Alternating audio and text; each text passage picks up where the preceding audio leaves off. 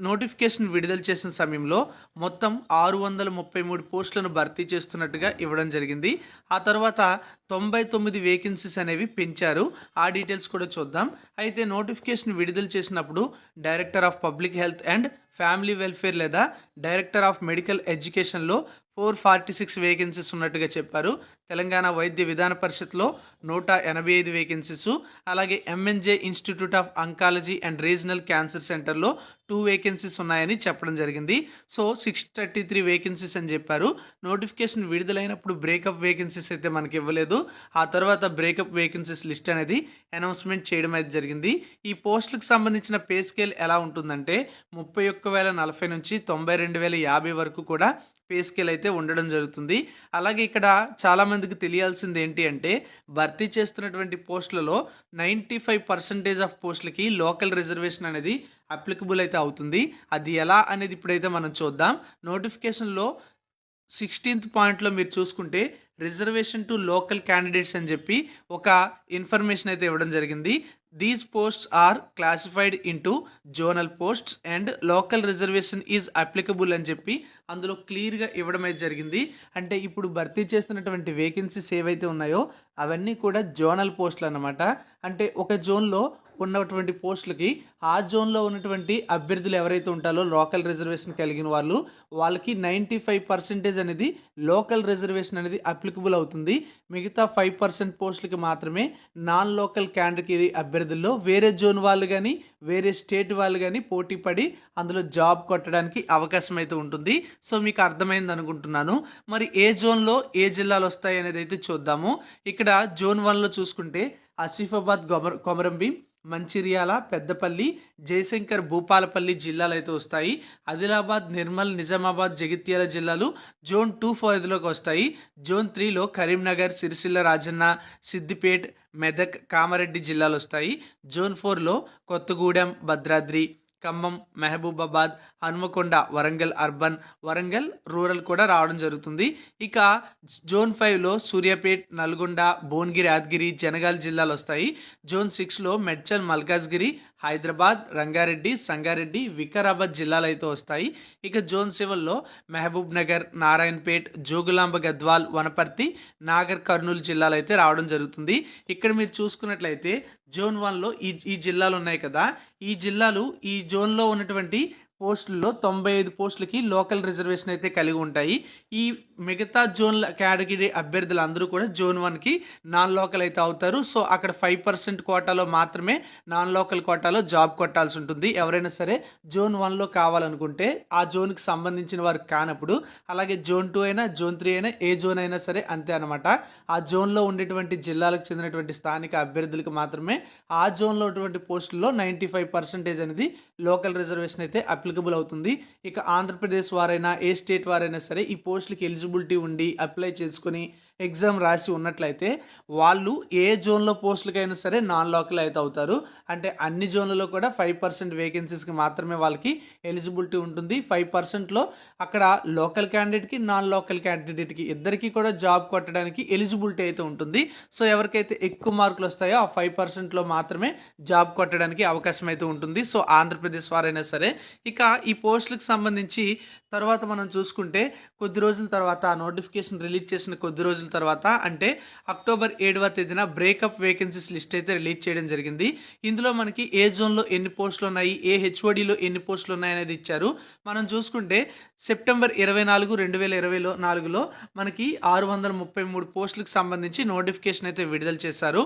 ఆ తర్వాత category wise vacancy position అయితే ఇలా ఇవ్వడం జరిగింది. డిఎంఈ లేదా డిపిహెచ్ ఎఫ్డబ్ల్యూ అంటే director of public health and family welfare డిపార్ట్మెంట్లో టోటల్గా 446 వేకెన్సీస్ ఉన్నాయని చెప్పాను కదా. ఆ పోస్టులు అనేవి జోన్ల వారీగా మనం అయితే ఇక్కడ చూసుకోవచ్చు. జోన్ 1లో టోటల్గా 62 పోస్టులు అయితే ఉన్నాయి. జోన్ 2లో టోటల్గా 38 పోస్టులు అయితే ఉన్నాయి. జోన్ 3లో టోటల్గా 61 వేకెన్సీస్ ఉన్నాయి. జోన్ 4లో 70 పోస్టులు ఉన్నాయి. జోన్ 5లో 54 ఉన్నాయి. జోన్ 6లో 86 ఉన్నాయి. జోన్ 7లో 75 వేకెన్సీస్ అయితే ఉన్నాయి. అన్ని జోన్లు కలుపుకొని ఈ యొక్క హెచ్ఓడిలో 446 పోస్టులు ఉన్నాయి.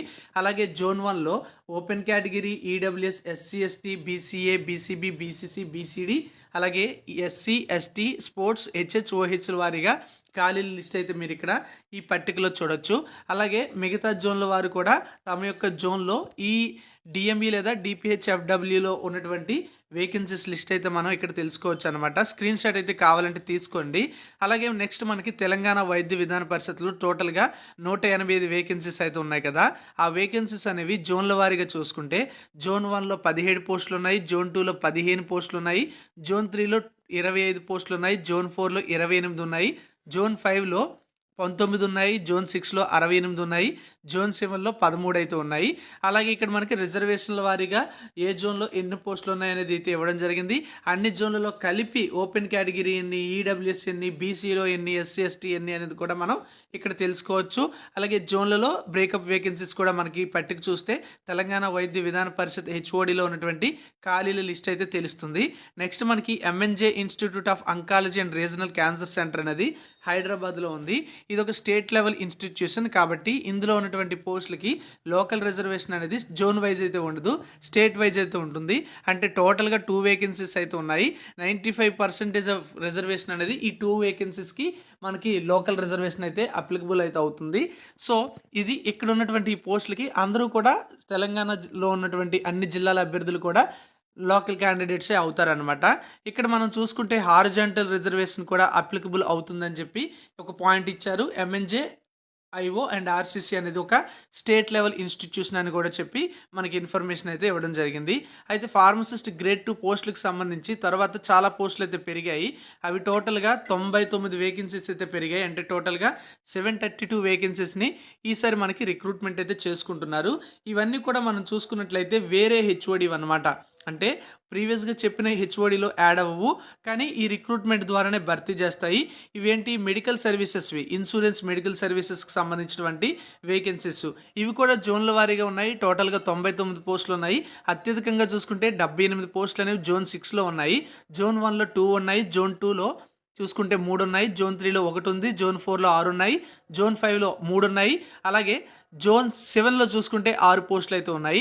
అంటే ఎక్కువగా ఏ పోస్టులు ఉన్నాయంటే జోన్ 6లోనే ఎక్కువగా యాడ్ అవ్వడం జరిగింది. అలాగే ప్రీవియస్గా మనం చూసుకుంటే డిపార్ట్మెంట్స్లో కూడా జోన్ 6లోనే ఎక్కువ పోస్టులు అయితే మనకు కనిపిస్తున్నాయి. అంటే అన్ని జోన్లతో పోల్చుకుంటే జోన్ 6లో ఎక్కువ పోస్టులు ఉంటాయని మనకు తెలుస్తుంది. అది ఎలా అంటే ఇక్కడ చూడండి, అన్ని జోన్లు కలుపుకొని నేను హెచ్ఓడీల వారీగా వేకెన్సీస్ అయితే కలిపాను. ఆ విధంగా చూసుకుంటే జోన్ 1లో 81 వేకెన్సీస్ అనేవి అన్ని హెచ్ఓడీల్లో కలిపి ఉన్నాయి. జోన్ 2లో 56 వేకెన్సీస్ ఉన్నాయి, జోన్ 3లో 87 ఉన్నాయి, జోన్ 4లో 104 ఉన్నాయి, జోన్ 5లో 76 ఉన్నాయి. అలాగే జోన్ 6లో 232 వేకెన్సీస్ ఉన్నాయి. అంటే జోన్ 6లోనే ఎక్కువ వేకెన్సీస్. జోన్ 7లో చూసుకుంటే 94 వేకెన్సీస్ అనేవి ఉండడం జరిగింది. సో ఈ విధంగా జోన్ వైజ్ వేకెన్సీస్ యొక్క టోటల్ వేకెన్సీస్ అయితే ఉన్నాయి. వీటితో పాటుగా 2 వేకెన్సీస్ అనేవి MNJ institute of oncology and regional cancer సెంటర్లో ఉన్నాయి. ఇవన్నీ కూడా కలుపుకుంటే మీకు టోటల్గా 732 వేకెన్సీస్ అయితే అవ్వడం జరుగుతుందన్నమాట. ఇప్పుడు మరికొంత ఇన్ఫర్మేషన్ చూద్దాం. చాలామంది అడుగుతున్నారు నార్మలైజేషన్ ఉంటుందా ఉండదా అనేసి. అసలు నార్మలైజేషన్ ఎందుకు చేస్తారనేది కూడా చాలామందికి డౌట్ అయితే ఉంటుంది. అది ఇప్పుడైతే చూద్దాం. మీకు ఎగ్జామ్ చూసుకుంటే నవంబర్ 30వ తేదీన ఎగ్జామ్ అయితే జరిగింది. ఎన్ని షిఫ్టుల్లో జరిగింది? 2 షిఫ్ట్స్లో లేదా 2 సెషన్స్లో జరిగింది. కాబట్టి ఖచ్చితంగా నార్మలైజేషన్ అయితే చేస్తారు. మీరు ప్రిలిమినరీకి చూసుకున్న తర్వాత వచ్చినటువంటి మార్కులకు నార్మలైజేషన్ చేసిన తర్వాత వచ్చిన మార్కుల్లో స్వల్ప తేడా అయితే ఖచ్చితంగా మీరు గమనించడానికి ఛాన్సెస్ అయితే ఉంటాయి. సేమ్ మార్కులు అయితే ఉండవు. కొన్ని మీకు మార్కులు పెరగడం లేదా తగ్గే అవకాశం అయితే ఉంటుందన్నమాట. ఆ డీటెయిల్స్ అయితే ఇక్కడ మనం చూద్దాం. అసలు నార్మలైజేషన్ ప్రాసెస్ ఎందుకు చేస్తారంటే మనకు ఎగ్జామినేషన్ అనేది ఒకే సెషన్లో అయితే జరగదు, వేరు సెషన్లో కండక్ట్ చేస్తారు. ఈసారి ఫార్మసిస్ట్ గ్రేడ్ 2కి సంబంధించినటువంటి పోస్టులకు సంబంధించినటువంటి ఎగ్జామినేషన్ అనేది 2 సెషన్స్లో కండక్ట్ చేయడం జరిగింది. కాబట్టి ఒక సెషన్లో ఎగ్జామినేషన్ పేపర్ అనేది ఈజీగా వచ్చింది అనిపించవచ్చు, మరొక సెషన్లో ఎగ్జామినేషన్ పేపర్ అనేది కష్టంగా వచ్చింది అని కూడా అనిపించవచ్చు. కాబట్టి ఇలాంటివి ఉంటాయి కనుక ఈ నార్మలైజేషన్ అయితే చేయడం జరుగుతుంది. అంటే ఎగ్జామ్ వల్ల ఒకరికి బెనిఫిట్ అవ్వకూడదు, ఇంకొకరికి నష్టం కూడా జరగకూడదు. అందుకోసమే నార్మలైజేషన్ చేస్తామని చెప్పేసి మనకి నోటిఫికేషన్లో కానీ లేదన్నట్లయితే ఆ తర్వాత ఎగ్జామ్కి సంబంధించి ఇచ్చినటువంటి ఇన్స్ట్రక్షన్స్లో కానీ క్లియర్గా మెన్షన్ అయితే చేయడం జరిగింది. సో మనకి అందుకోసమే నార్మలైజేషన్ అయితే చేస్తారు. ఈ నార్మలైజేషన్ ప్రాసెస్ అనేది చూసుకుంటే రైల్వే రిక్రూట్మెంట్ బోర్డు, అదేవిధంగా ఎస్ఎస్సి, బ్యాంక్స్, ఐబిపిఎస్ ఇలా చాలా రిక్రూట్మెంట్ బోర్డ్స్ అయితే పాటిస్తూ ఉన్నాయి. అందుకోసమే వీళ్ళు కూడా ఈ యొక్క నార్మలైజేషన్ ప్రాసెస్ అనేది కండక్ట్ చేస్తున్నారన్నమాట. సో నార్మలైజేషన్కి సంబంధించినటువంటి ఇంపార్టెంట్ డీటెయిల్స్ ఇవి. ఇక సెలక్షన్ ప్రాసెస్ ఎలా ఉంటుంది అనేది కూడా చాలామందికి డౌట్ అయితే ఉంటుంది. నేను ఈ యొక్క సెలక్షన్ ప్రాసెస్ అనేది MHSRB last time nursing officer లేదా స్టాఫ్ నర్స్ రిక్రూట్మెంట్కి సంబంధించి పాటించిన దాని ప్రకారం అయితే చెప్తున్నాను. ఇందులో కొంచెం చేంజెస్ అయితే ఉండొచ్చు, మీ అవగాహన కోసం అయితే చెప్తున్నాను. ముందుగా మీ అందరికీ కూడా తెలిసిందే, నోటిఫికేషన్ ఇచ్చారు, అప్లికేషన్ ప్రాసెస్ అయితే జరిగింది, తర్వాత ఎగ్జామినేషన్ అనేది జరిగింది. దానికంటే ముందుగా హాల్ టికెట్స్ అయితే ఇష్యూ చేశారు. ఇప్పుడు పరీక్షలు అయితే కండక్ట్ చేశారు కదా, ప్రిలిమినరీ కీ అనేది తర్వాత రిలీజ్ చేయడం అయితే జరుగుతుందన్నమాట. ప్రిలిమినరీ కీ రిలీజ్ చేసిన సమయంలోనే అభ్యర్థులు తమ వివరాలతో లాగిన్ అయ్యి రెస్పాన్స్ షీట్స్ అనేవి డౌన్లోడ్ చేసుకోవచ్చు. రెస్పాన్స్ షీట్స్ అంటే మీరు ఎగ్జామ్ రాసేటప్పుడు క్వశ్చన్ పేపర్ ఏదైతే ఇచ్చారో అదే క్వశ్చన్ పేపర్ అనమాట. మీరు ఆన్లైన్లో రాశారు కదా, మీ దగ్గర అయితే ఇప్పుడు ప్రింట్ లేదు, కానీ ఇప్పుడు మీరు దాన్ని ప్రింట్ చేసుకోవచ్చు. అంతేకాకుండా మీకు ఎగ్జామ్లో ఒక ప్రశ్నకు మీరు ఏ ఆన్సర్ పెట్టారు, కరెక్ట్ ఆన్సర్ ఏంటనేది చూపిస్తుంది. మీరు వాళ్ళు ఇచ్చినటువంటి ఆన్సర్ కరెక్ట్గా పెట్టినట్లయితే మీకు మార్క్ వచ్చినట్లు. అలా మీరు మొత్తం ఎన్ని మార్కులు వచ్చాయనేది చెక్ చేసుకోవచ్చు. సో ఆ విధంగా రెస్పాన్స్ షీట్ అనేది డౌన్లోడ్ చేసుకోవచ్చు. ఆ తర్వాత రెస్పాన్స్ షీట్పై మీకు ఏమైనా అబ్జెక్షన్స్ ఉంటే వాటిని రైట్ చేయడానికి వెబ్సైట్లో టైం అయితే ఇస్తారు, ఒక 2 days టైం అయితే ఇస్తారు. మీరు అబ్జెక్షన్స్ రైట్ చేయొచ్చు. అందరూ చేయాలంటే అవసరం లేదు, కొందరు మాత్రమే చేయొచ్చు. అయితే ఎవరు చేయాలి, ఎందుకు చేయాలి అనేది అయితే చూద్దాము. ఇక్కడ ముఖ్యంగా చూసుకుంటే మీకు రెస్పాన్స్ షీట్లో ఒక ఆన్సర్ అయితే ఇచ్చారు క్వశ్చన్కి. ఆ ఆన్సర్ అనేది తప్పనిసరిగా ఖచ్చితంగా తప్పు అని మీకు అనిపించినట్లయితే అది 100% తప్పు, వాళ్ళు మిస్టేక్ ఇచ్చారు, రాంగ్ ఇచ్చారు అనిపించినప్పుడు మీరు అబ్జెక్షన్ అయితే పెట్టాల్సి ఉంటుంది. అబ్జెక్షన్ పెట్టినట్లయితే వాళ్ళు వెరిఫై చేస్తారు. అక్కడ ఎక్స్పర్ట్స్ కమిటీ ఉంటుంది, వాళ్ళు సబ్జెక్ట్ ఎక్స్పర్ట్స్ వెరిఫై చేసి రివ్యూ చేసి మీరు పెట్టింది కరెక్ట్ అనిపించినట్లయితే దానికి నెక్స్ట్ రిలీజ్ చేసే ఫైనల్ కీలో వాళ్ళు కీలో మార్చుతారు. ఆ తర్వాత మీకు మార్క్ అనేది ఆటోమేటిక్గా యాడ్ కావడం అయితే జరుగుతుంది. సో ఆ విధంగా ఎవరైనా సరే రెస్పాన్స్ షీట్పై అబ్జెక్షన్ పెట్టాలంటే పెట్టుకోవచ్చు అనమాట, ప్రిలిమినరీ కీపై. అక్కడ మనం చూసుకుంటే తర్వాత ఫైనల్ కీ అనేది రిలీజ్ చేస్తారు. ఇదంతా కూడా జరిగిన తర్వాత అబ్జెక్షన్స్ అన్ని రివ్యూ చేసిన తర్వాత ఒకవేళ మీరు పెట్టింది అనేది అది కరెక్ట్ కాదనిపించినట్లయితే ఎటువంటి మార్పులు లేకుండా ఫైనల్ కీ అయితే రిలీజ్ చేయడం జరుగుతుంది. తర్వాత రిజల్ట్స్ అయితే ఇస్తారు. రిజల్ట్స్ ఇచ్చేటప్పుడు మీకు ప్రిలిమినరీ కీ చూసుకున్నప్పుడు వచ్చినటువంటి మార్కులన్నీ మీకు ఆల్రెడీ తెలుసు. అయితే అక్కడ వాళ్ళు ఆటోమేటిక్గా ఇప్పుడైతే మీరు లెక్క పెట్టుకున్నారు, కానీ అక్కడ సిస్టమ్ జనరేటెడ్గా క్యాలిక్యులేట్ అయితే వస్తుంది. అప్పుడు మీకు ఎన్ని మార్కులు వచ్చాయో తెలుస్తుంది.